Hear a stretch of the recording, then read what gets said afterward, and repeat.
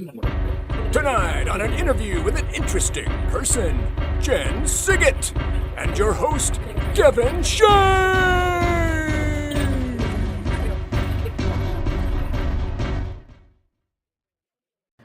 Action. Good evening. My name is Kevin Schoen, and this is Interview with an Interesting Person. That's my radio voice. Oh. Yes, I'm practicing on that. I don't know if it's going anywhere. We have tonight with us Jen Sygit. Is it S-Y-G-I-T? Yes, Sygit. Sygit. Yes. Okay. Well, I'm glad I didn't mess that up horribly. Yeah. It's Polish, I'm used to it. Right. Okay. Well, I have a horrible last name too, which nobody can pronounce successfully when read. Yes. Yeah. But yeah, it's cool. I don't know. I mean, I don't correct people German, anymore. Polish, meh. Yeah. So tell me about you are a musician, then, correct? I don't know a lot. On my good days. On your good days, you are. Yeah. On your bad days, who knows? I don't know, yeah. You don't know. No comment. No comment. No, but I do a radio show as well, so you you're do? talking Okay. about radio voice. And Yes. I'm familiar. Is this your radio voice? This is not my radio voice. Can you show me your radio Oh my voice? goodness. Not without being 10 Mic'd shades up? of red. Okay. Yeah, I kind of need to be in a box, like with no one watching. Right. Everybody turn around. Everybody turn around. No one get her. Okay. This is kind of We're not similar. looking- We're not looking. Go ahead, Jen. Oh man, I can't even do it. I can't even, my brain is just like blank out, like, It's okay. I can't- I know that happens to me It's a like, lot, too. I'm in the studio and then it all just comes out of my mouth. But Dude, and it's the whole setup. And so tell me about your radio show. tell you about the radio show. I am really excited. Actually, it's currently in the process of being syndicated, Really? which I'm pretty excited about. Sweet. I know, right? And that just is seriously like in process, like in the last 2 weeks. So this station in Chicago is going to pick it up. So it's going to be here in Little Old Lansing area and also in Chicago. Okay. So that's in process. Excited about that. And what's the format of this show? It's mostly just a playlist because it airs currently on the weekends, which is when I'm gigging. So Yeah. I pre-tape the show, and it's a playlist also specializing in what local events are going on, promoting those things. Uh-huh. A lot of Michigan music, but I do a national cross-section of Americana, bluegrass, folk, that kind of deal. So I guess we would, not that I like to classify anything at all, but would we classify your music as folk then?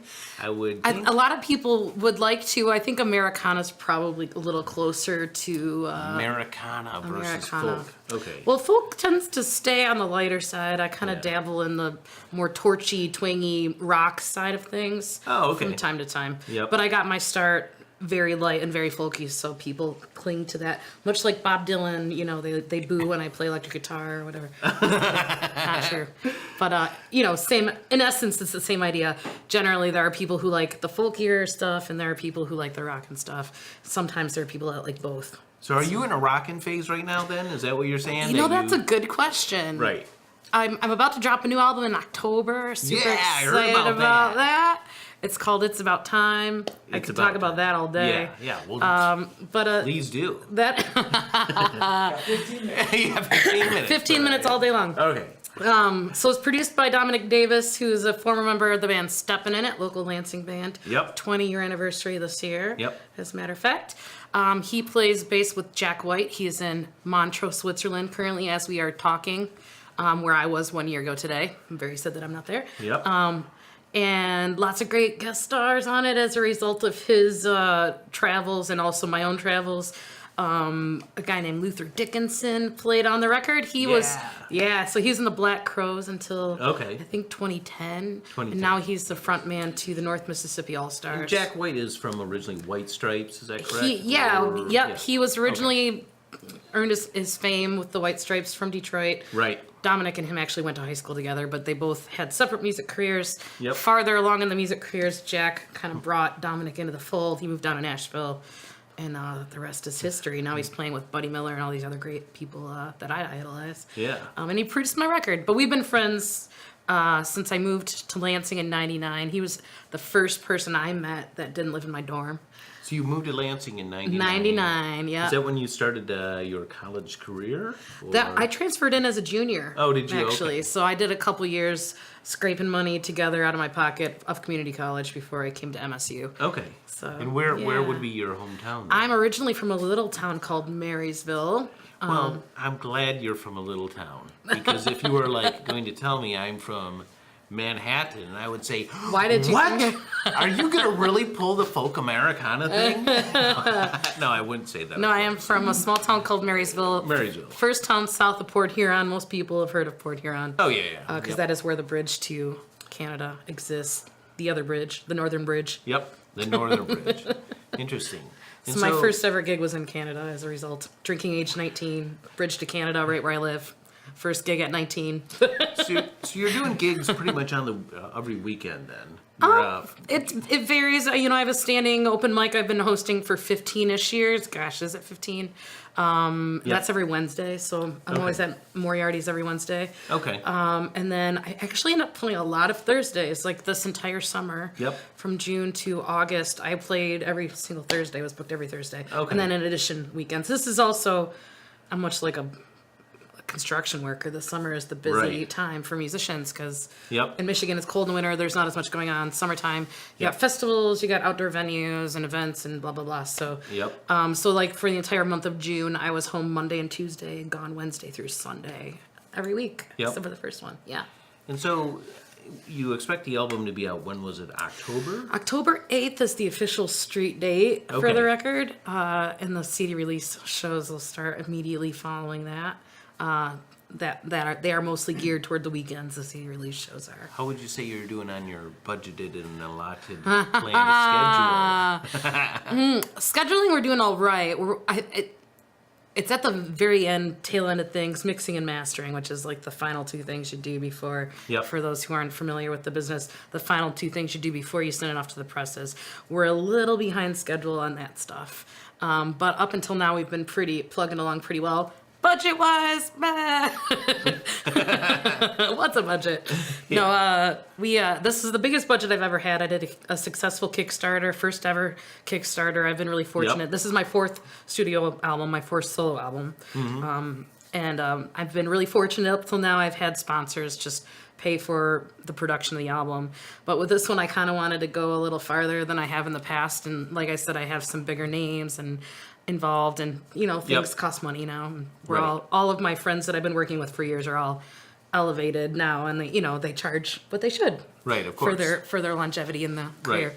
So Yep. at any rate, I had a good $15,000 budget, which is long gone. So Really? at this point, I'm forking it over out of my own pocket. But I see. so Yep. it's a little bit of a love labor at this point. But I had a lot of help Okay. getting to this point. So. Okay. So 15, so that was interesting. So Kickstarter, you put out, well, I'm going to Yeah. make an album. Here's my previous work. Yeah. And just put it up there. How long did it take you to raise those funds? I did 1 month. 1 month. On Kickstarter. Yeah. Right. I did some research. They say the shorter the Kickstarter, the more success. Right. As opposed to, you might think the opposite, but in my research, apparently, the shorter you run your Kickstarter, the more successful it is. So Well, that's because they probably promote it more heavily in it's hard to promote shorter- things. Yeah, I did pay for Yeah. some promotion on the Facebook and all that stuff, Mm-hmm. and so yeah, I'd imagine like stretching out the amount of time you're promoting it would be more expensive, maybe not conducive to making money at the end in the first place. And then I think just life is so busy and crazy. There's so much going on. Right. It's easy for people to forget. There were people who are good friends of mine that somehow missed it in the 1 month I was doing it and come up to me now and are like, "Oh, I'm so sorry I missed it." So life is busy and, Yeah. Yep. I get it. Yeah. And so the music that you're putting onto this album, you've been formulating what's going on here for some time then. And Normally I would agree with you because normally when I go into the studio, I'm really well prepared. This one you're This just one I like- was less so. I Yep. had a really long stint so my previous release was in 2009. So Right. it's been a while since I had a Okay, solo record. okay. I'm in an all-girl band called Stella. Stella, We released an album in 2013, so I was kind of riding that wave for a minute. But this is Right. this is a long time coming. 9 years since the last release. So. Yeah, so with all the other records, I had some material in the wings, and then I went in and recorded it with this record. it had been a long time. I was actually sort of considering switching gears and going into the booking business side of music for a minute. Yep. And Dominic actually was the catalyst. He called me up, or technically emailed me up, and he said, "Hey, I want to get more into production. You need a new record. I think we could make something cool." He's played on all of my records up till now anyway. Yep. Because we sort of grew up in the business together. We have very similar taste in music, and right from the start we agreed on everything. It was really like one of the easiest I can imagine producing experiences that someone could have, because there were very few moments of contention at all. So that was really good. So at any rate, he was the catalyst for the whole project. I had no design at that point. I was actually even considering stepping away and doing a different side of the business. And he sort of like gave me the little shot in the arm I needed. And so all the songs happened, you know. They keep pulling you back. Yeah. The other musicians, huh?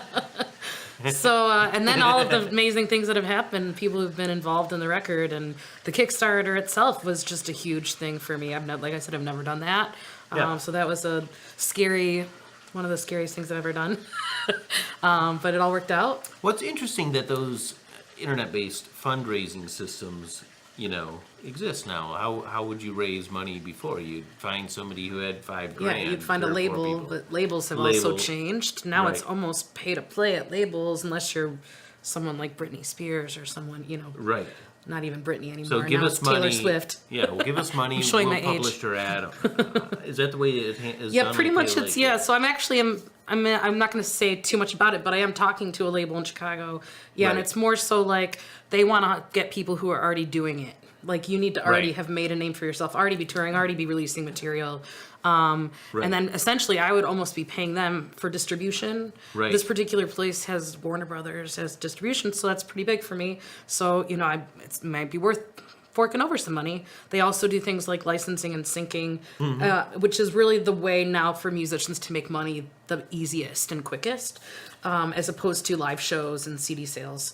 So they kind of are, they're changing with the industry, and they're basically like, here's what we offer: distribution, the things you can't do very well Yourself. as on your own, right? Distribution, putting your CD in the hands of stores and places, online. Online is a whole other thing, but Yep. and then also, just getting it to the right people as far as like used in film, TV, commercials, the things where the money really is at this point in the business. Right. So if you license the music, somebody could say, well, we want it for our XYZ commercial. XYZ, right, exactly. So- Raytheon. We would like to sell Yes. missiles and use this song for missile Right. sales. So there is that. There is You could be like, Americana. yeah, A missile. we're gonna blow Yeah. some stuff up. Yeah, I did get my start on the folk side though. So Oh yeah. Well, you know, folksy missiles. You never know. I mean, I don't think that's folksy gonna happen. missiles. Or other odd things, right? And what I always think is interesting is how, like, every year there's a politician who plays some certain musician's music at their political And then rally, they get right? mad, yeah. And then the musician inevitably Well, says, shame on the person Yeah. for not asking the permission in the first place, kind of. But yeah. I guess in the end, technically, I don't even know if that's legal. Like, has that been figured out in court? Because I was wondering that myself. I mean, they might have to pay for the use of it, but I think It could be considered a public performance. technically, if they pay for the use of it, I don't know if they can say no. That's a good question.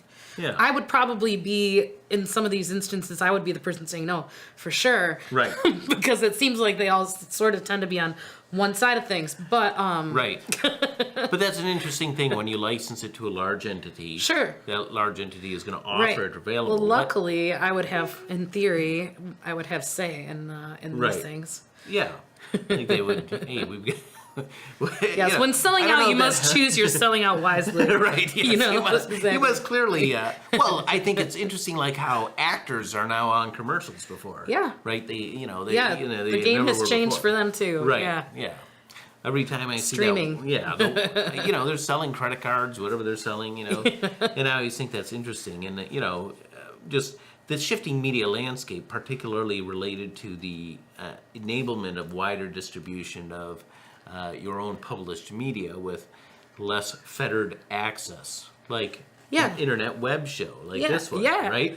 Yes. Like we're we're a few guys with cameras in a garage, right? We'll see if it goes somewhere. I don't know. Hey, well. You know, but in some respect, that lets the marketplace try ideas efficiently with less interference. But also, on the other hand, right, you kind of look at some of the stuff that's on popular media and shows or music, and I really think like streaming services have substantially widened out the distribution. Right? Give me an Amazon station. You can type my name in Pandora, and we can have a Jen. That's what I did. Sygit, yeah. Yeah. I was like, okay, I got to listen to some of it. You know, I didn't have a whole lot of time, but I listened to some of your music and watched your YouTube videos. Okay. Yeah, you're like, That could mean anything. YouTube could mean anything. I don't know what. I have no control over what's out there. Yeah. I don't know what's out there even myself. You know. Yeah. And so, so what I think part of it is do you have to be more careful or less careful? Oh, you mean as far as the rights to your stuff? Well, I mean in terms of like your artistic breadth, or you know, you can go a little more edgy or a little more different, and I wonder how that'll kind of end up, because I do think that the traditional media companies are going to slowly decrease, and everybody, all the independent people, are going to have more access, right? I mean, think about Kickstarter, right? I think that makes sense only because I feel like the next generation, or like the sort of media savvy generation, is sort of like Groucho, where they wouldn't be a part of anything that would have them. Am I quoting the right Marx brother? Yeah, I think so. Groucho, he's a grouchy one, right? Wouldn't be a part of any club that would have him. I kind of feel that way about society. So I feel like if these big, you know, multi-million-dollar businesses are telling them what to like, I feel like they're not going to want to like that. Does that make sense? Right. Which means, like you said, they're going to go for these sort of subversive under you know, like the guys in the garage make right. You know, like, who are these? hey Who guys. are these? Who are these weirdos? Hey, subversives. Yeah, who are? Hey, subversives. Sponsored by Raytheon. Yeah. Hold on, I need some of those goggles you got over there. Those are my special space goggles. Those are your Yeah, space you gotta check goggles? those They're out. not for Yeah, watching there we go. the Raytheon. No, they're not for watching little nuclear explosions distances away. But I mean, you know, they're pretty darn cool, aren't they? I feel a little bit like Jeff Goldblum. Yeah, oh yeah, yeah. You know what they are? Is they're welding goggles. Oh. Just in case you need to Just whip in out a welder. case. Yeah, just in case you need to weld. Sweet. I sometimes need a Can welder. you fix random. my Probably, yeah. I can. my exhaust out there? Okay. Oh, I can fix anything. You know, given enough time, and it may not work very well afterwards. But it'll be acceptable. I mean, It'll be in one semi-functional. piece that just might not function. Yeah, exactly. According to plan. It generally will reach the just like many things here. So, what are the common instruments you play? Do you play instruments, or are you just I simply a do voice? play Yeah. instruments. I'm a little Yes. bit of a snob about the just singer versus the person actually writing and playing and creating music. Right. Not You that get there annoyed aren't- with those fancy pantsy. Well, you know, there are singers. some that stand out that I think can have a career on voice alone. There's Right. a few, you know, but Yeah. there's a few. Yep. You know, Yep. otherwise I feel like you need to bring a little more to the table, in my opinion. Yeah. But who am I? You know, whatever. But Don't want to judge or but anything. you know, that's just my general feels Yeah. about the whole thing. Yep. But I know I play acoustic guitar, which every girl plays acoustic guitar. I play Yep. banjo. I play electric guitar, which is maybe Banjo. banjo. Yep, Yeah. that can go one of two ways. I'm glad it went that way, because it could be like Really? and then electric guitar. I've gotten into playing electric leads, and that's something Yep. not so many women do. So I'm kind of proud of that. Those are the main three. I play a lot of things a little. I played keys for the first time on this album. Okay. On one Yep. track that I wrote on keys. Yep. I also played dobro and ukulele, and like I said, a bunch of things. Jack of all trades, master of none, kind of thing. You know. Ukulele, I know that. What's a dobro? A dobro, that is so it's got a resonator on it, but it's Yep. the kind you play in your lap as opposed to Yes. just a bottleneck or slide. Yeah. It's got a higher action. Action means how far the strings are away from the fretboard. I've got a really important question. All right, I can't wait. Do you play Jew harps? Oh, jaw harp? Jaw harps, yes. They do. No, they go by both. It's true. Right. Those are actually surprisingly challenging to play. Have you ever played one? No. Because I pretty much can't without passing out. I've never played. I mean, it's kind of like didgeridoo. You got to get like your circular breathing on. And, Yeah. Uh-oh, here we Yeah. go. Someone's Okay. gonna. I can't do it. Have you tried? I have tried. I worked at Elderly Instruments, and Okay. I have definitely tried. Now here's the problem. Just so you're aware, I'm just giving you Okay. this. If you play the jaw harp, we're going to be exchanging some. Here, let's try it out. Some spit. Yeah, because these have been in Because everybody's they've been, mouth. everyone's Yeah, had them. Yeah. Oh, I don't okay. have major diseases. I just have minor. So wait, I ones. thought Okay. you couldn't do this. Okay. You can do it.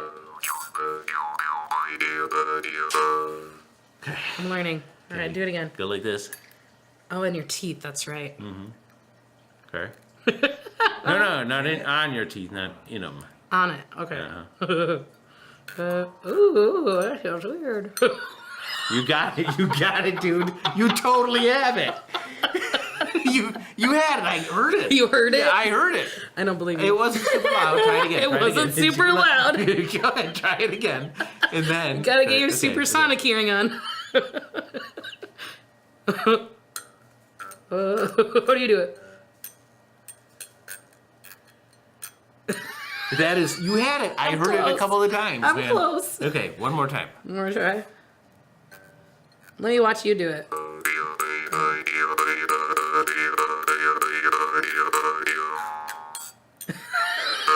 I heard it. I swear. I totally heard it. I totally cannot do the jaw harp. Okay.